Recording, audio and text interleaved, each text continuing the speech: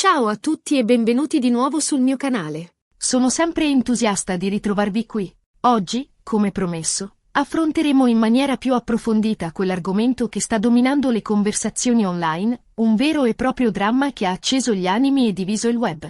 Ovviamente, sto parlando di Neslihan, Burak e della tempesta che li ha travolti. Le acque sono torbide, la disinformazione dilaga e le opinioni sono più contrastanti che mai. Per questo motivo, ho sentito l'esigenza di tornare sulla questione, di esaminarla ancora più a fondo. Di scavare sotto la superficie e cercare di decifrare le motivazioni che si celano dietro le parole e le azioni di Burak. Prima di immergerci completamente in questo mare magnum di controversie, però, permettetemi di ricordarvi, se apprezzate i miei contenuti e desiderate rimanere sempre aggiornati su tutte le ultime notizie e analisi approfondite, di iscrivervi al canale cliccando sul pulsante rosso proprio qui sotto. Il vostro supporto è fondamentale per la crescita del canale e mi motiva a creare contenuti sempre più pertinenti e interessanti per voi. Con questo piccolo avviso, direi che è giunto il momento di addentrarci nel cuore della questione. Cerchiamo, quindi, di fare un passo indietro e definire i protagonisti di questa vicenda.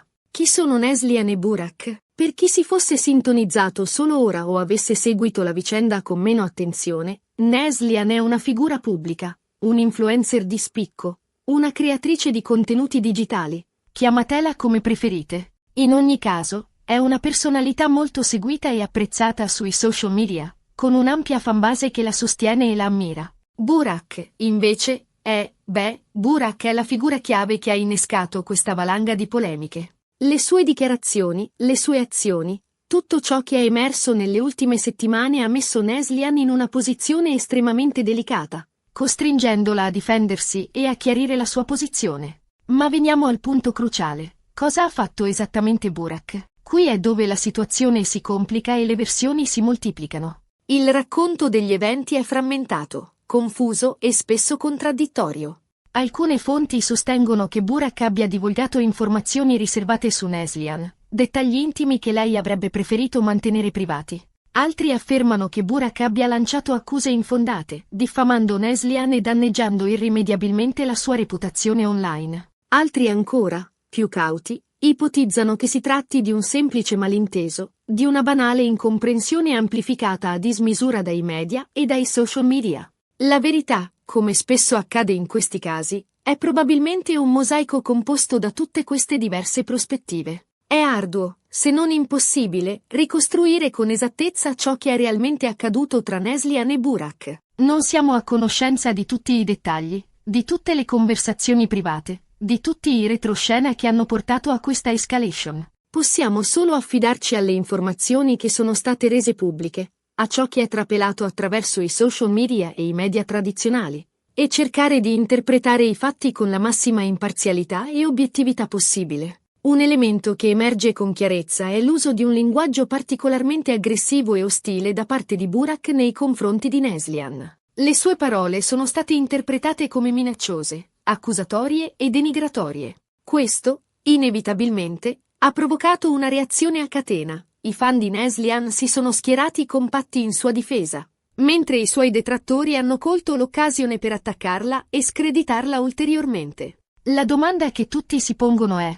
perché Burak ha agito in questo modo? Quali sono le sue reali motivazioni?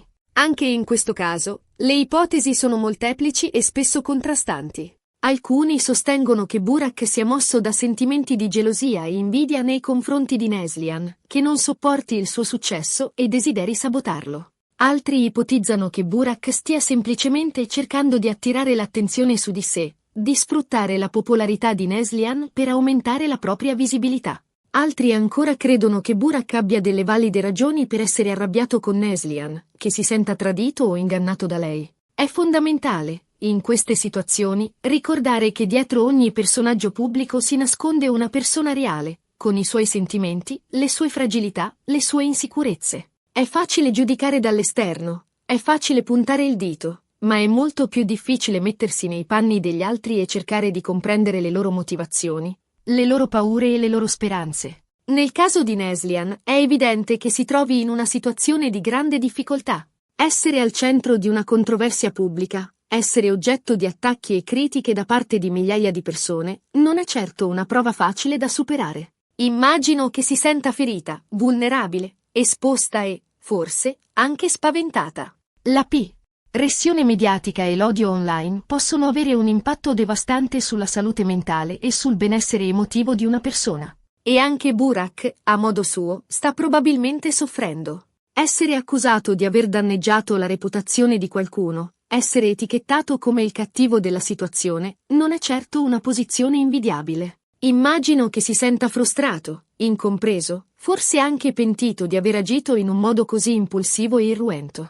L'odio online, lo stigma sociale e le conseguenze legali possono avere un impatto significativo sulla sua vita e sul suo futuro. Cosa possiamo fare noi, come spettatori di questa vicenda? Possiamo, innanzitutto, evitare di alimentare l'odio e la polarizzazione. Possiamo evitare di schierarci ciecamente da una parte o dall'altra, senza conoscere tutti i fatti. Possiamo evitare di diffondere fake news e disinformazione, che contribuiscono solo ad aumentare la confusione e a esacerbare gli animi. Possiamo, invece, cercare di comprendere le diverse prospettive, di ascoltare le diverse voci, di valutare i fatti con la massima obiettività e imparzialità possibile. Possiamo cercare di promuovere un dialogo costruttivo, basato sul rispetto e sulla comprensione reciproca. Possiamo anche ricordare che sia Neslihan che Burak sono persone reali, con i loro pregi e i loro difetti.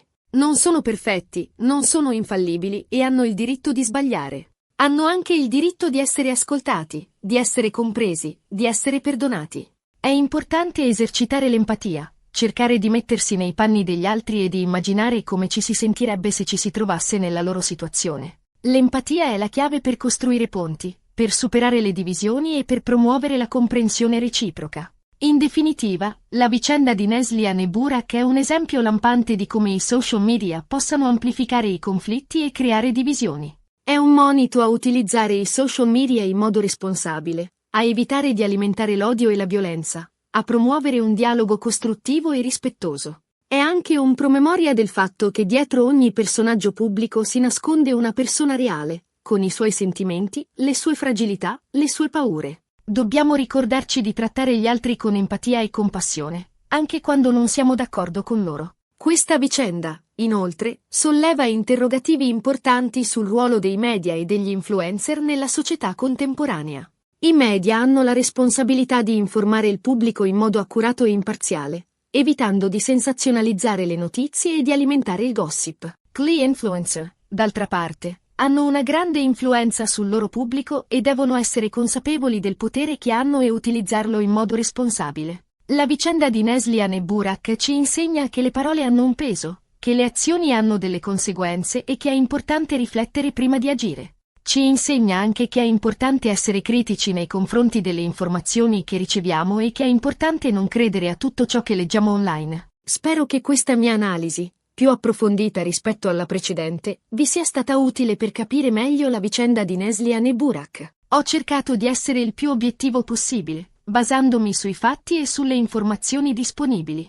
Ovviamente, la verità è complessa e sfaccettata, e probabilmente non la conosceremo mai del tutto. Ricapitolando brevemente, abbiamo visto come una serie di dichiarazioni e azioni da parte di Burak abbiano messo Neslihan in una posizione difficile. Abbiamo esplorato le possibili motivazioni dietro il comportamento di Burak e abbiamo sottolineato l'importanza di non alimentare l'odio e la polarizzazione sui social media. Abbiamo anche ricordato che sia Neslihan che Burak sono persone reali e che meritano di essere trattate con rispetto e compassione. Infine, abbiamo riflettuto sul ruolo dei media e degli influencer nella società contemporanea. Grazie mille per aver guardato questo video. Spero che vi sia piaciuto e che vi abbia fornito qualche spunto di riflessione. Ora, come sempre, vorrei sentire la vostra opinione. Cosa ne pensate di tutta questa vicenda? Avete un'opinione su chi ha ragione e chi ha torto? Lasciate un commento qui sotto e fatemi sapere cosa ne pensate. Sono curioso di leggere le vostre opinioni e di avviare una discussione costruttiva. E per finire, se questo video vi è piaciuto, vi invito a mettere un mi piace, a condividerlo con i vostri amici e a iscrivervi al mio canale se non l'avete ancora fatto. Il vostro supporto è fondamentale per me e mi motiva a creare contenuti sempre più interessanti e pertinenti per voi. Grazie ancora e ci vediamo al prossimo video. Ciao!